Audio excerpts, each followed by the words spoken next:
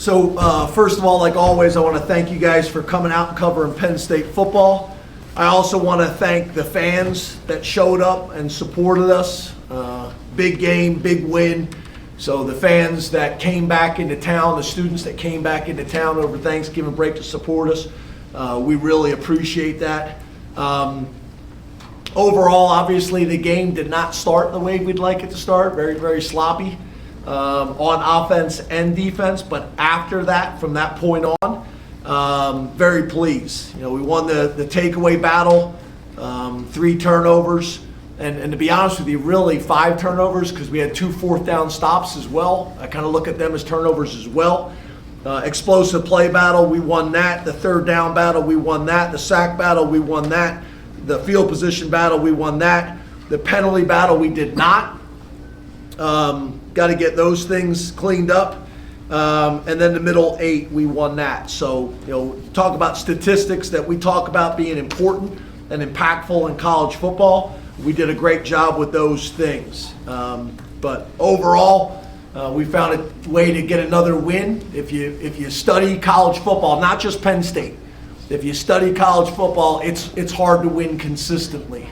And the fact that our guys were able to find a way to win 11 times this season during the regular season, I'm proud of them. And I told them in the locker room, good news and bad news. Good news, bad news is that we were supposed to have practice off tomorrow. They were supposed to have the day off. We do not have the day off anymore. We'll be back to work tomorrow morning. Enjoy this for a couple hours and get to work. So open up the questions. We'll go Mark and then Rich.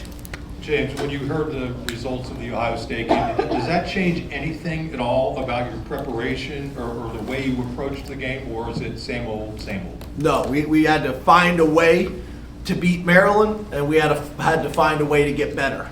And besides the opening drives, I thought we did that today. So, we played a ton of guys, which I think is really valuable.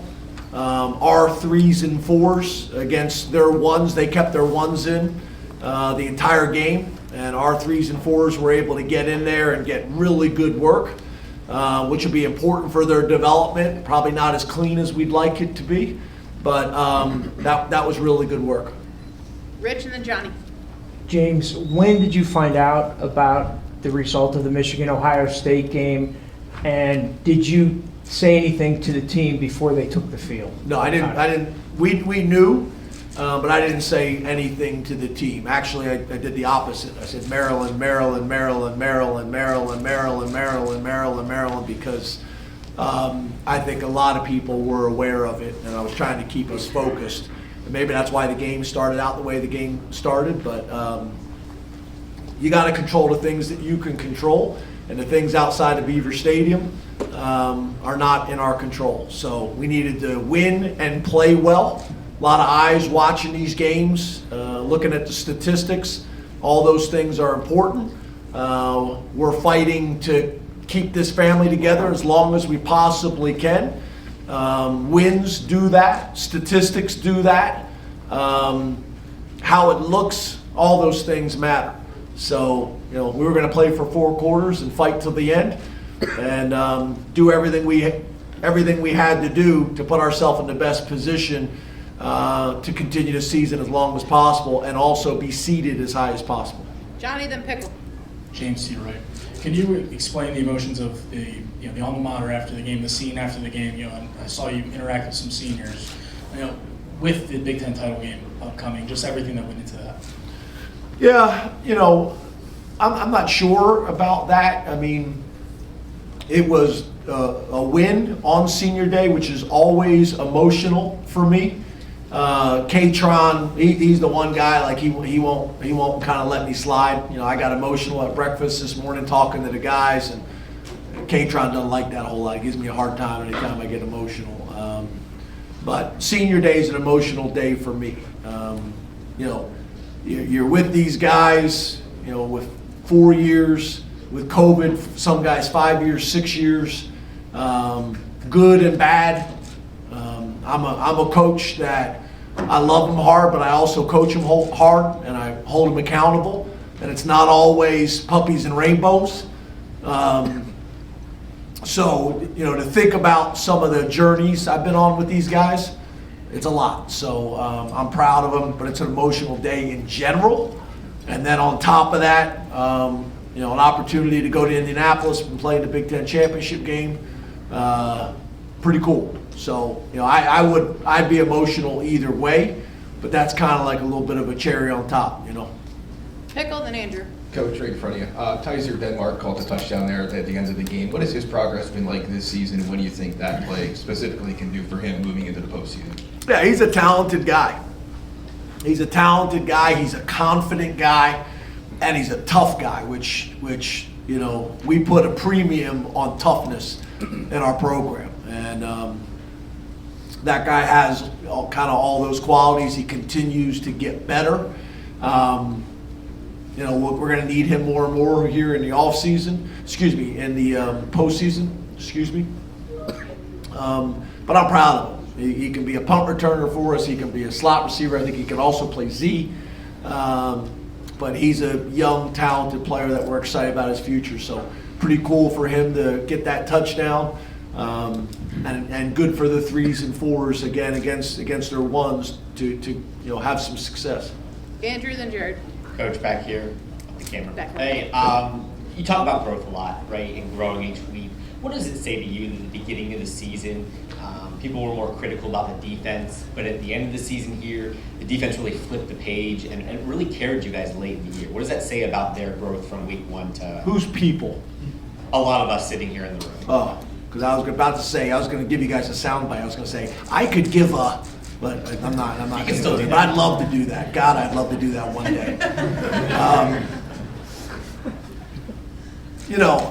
Again, we focus on the things that we can control in Beaver Stadium and the Lash building. And if you're going to ride the wave of emotion and passion of fans and sometimes media, you'll drive yourself crazy. So I've been doing this long enough to not do that. Understand that you guys got a job to do, and again, focus on the things that we can control. I've talked about it before.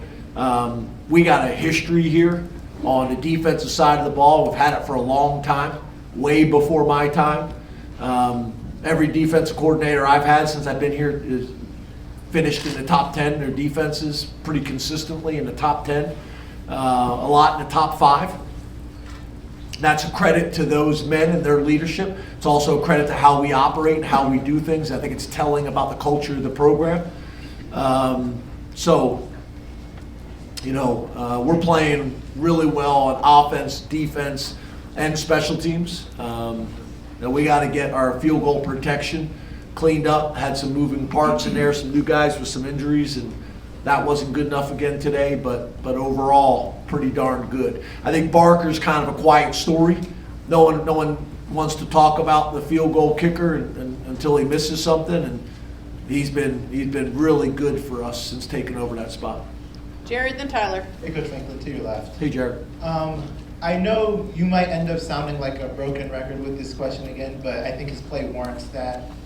Tyler Warren breaking another record. He might have the most broken records maybe ever here. Can you just talk about his play again and how impressive he was for another week? Yeah, he's a beast. And I think the point is that everybody goes into it saying you got to stop Tyler Warren. Everybody's defensive game plan is we can't allow 44 to impact the game. Just like for us, it was Ty Felton. We went into this saying Ty Felton's going to make some plays. He's a really good player, but we got to limit his impact. Everybody said that every single week with Tyler Warren. No one's done it. They ought to bring the Mackey Award tonight, put it on a private jet, fly it to Tyler Warren, give it to him on Sunday, and then he should get an invitation to New York. He's done it week in and week out. He's a big-time player, and he's doing it when all eyes are on him, and he's the focus of the game plan to stop him. So he's a special guy. His humility is impressive.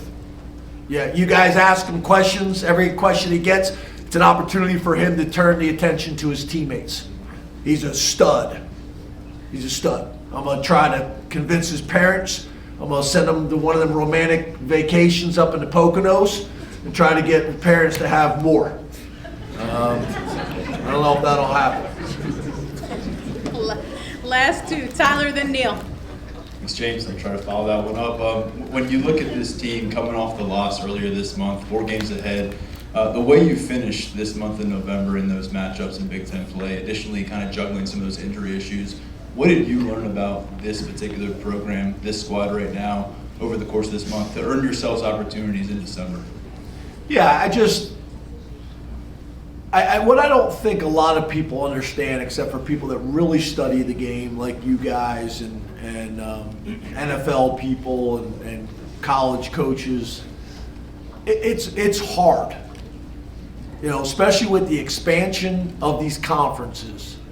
This is the most competitive Big Ten there's ever been, and to have your team ready to play week in and week out, it is very, very difficult to do, and it doesn't happen very often. And you look around college football, you watch the highlights, it's not happening. So this team finding a ton of different ways to win, blowouts, comebacks, overcoming adversity, winning because of defense, winning because of offense, winning because of special teams. You know, when you play as many games as we do now in college football and the type of opponents that we play, you're going to have to find different ways to get it done. It may not always be pretty, but I also think that's the beauty in it, right? So I'm proud of our guys. I'm proud of everybody in that locker room because everybody played a role in it. I'm so appreciative of the managers and how they run our practice every single day. The equipment people, the student managers and student trainers, they're phenomenal.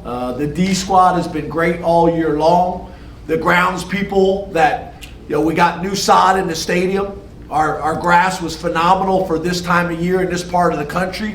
All this stuff matters, and all this stuff adds up.